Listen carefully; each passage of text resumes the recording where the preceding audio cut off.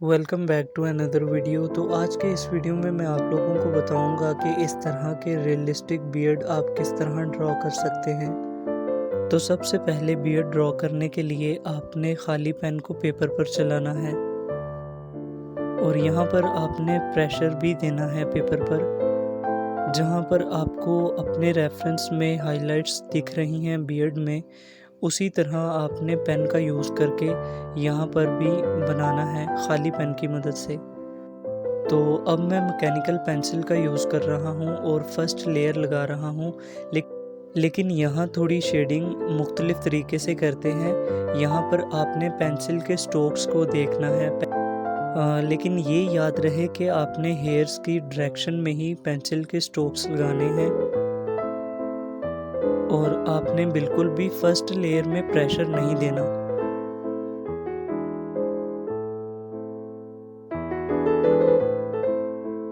तो सबसे पहले मैंने खाली पेन का यूज़ करके जहाँ पर भी बियर्ड में हाइलाइट्स थी उनको मैंने मार्क करने की कोशिश की है। आप यहाँ पर देख सकते हैं कि मैं बिल्कुल हेयर्स की डायरेक्शन में ही पेंसिल को यूज़ कर रहा हूँ।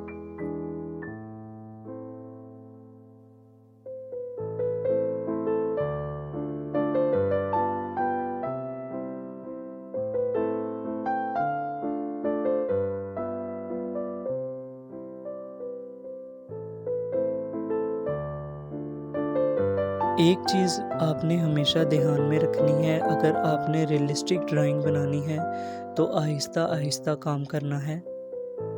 अब यहाँ पर मैं फर्स्ट लेयर मुकम्मल कर चुका हूँ और मैं टिश्यू पेपर से इसे ब्लेंड कर रहा हूँ। और फर्स्ट लेयर लगाने के बाद अब मैं 4B पेंसिल को यूज़ कर रहा हूँ, लेकिन मैं बिल्कुल भी प्रेशर नहीं दे रहा।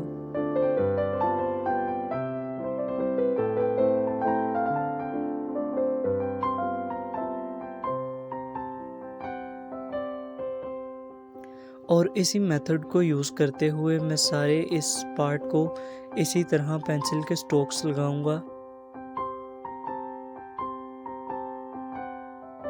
जहाँ पर डार्क पार्ट है वहाँ पर मैं ज़्यादा स्ट्रोक्स लगा रहा हूँ, इसके अलावा मैं कुछ भी नहीं कर रहा।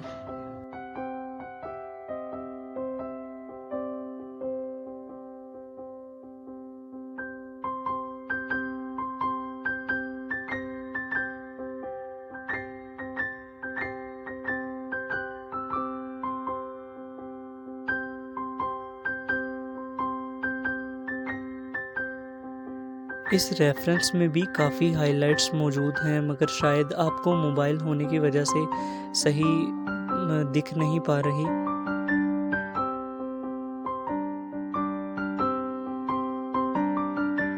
अब मैंने 4B पेंसिल से इसको शेड कर लिया है और मैं ब्रश से इसको अच्छे से ब्लेंड कर रहा हूँ।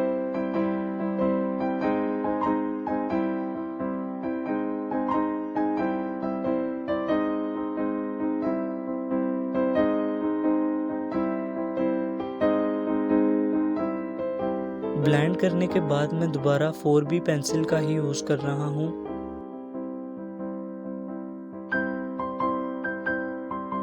और जो बहुत ज़्यादा डार्क पार्ट है उसे अब मैं शेड कर रहा हूँ, वहाँ पर मैं पेंसिल के स्ट्रोक्स लगा रहा हूँ।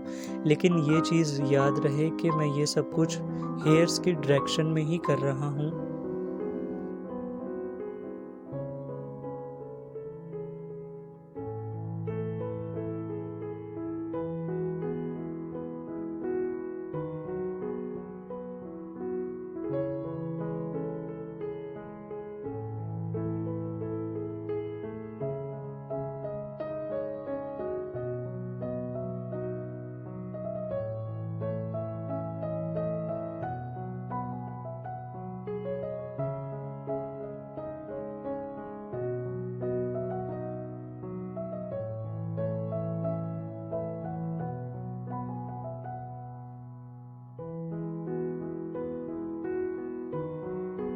तो मैं इस सारे पार्ट को एक ही तरीके से पेंसिल के स्ट्रोक्स लगाता जा रहा हूँ और इस सारे पार्ट को मैं इसी तरह कंप्लीट करने की कोशिश कर रहा हूँ।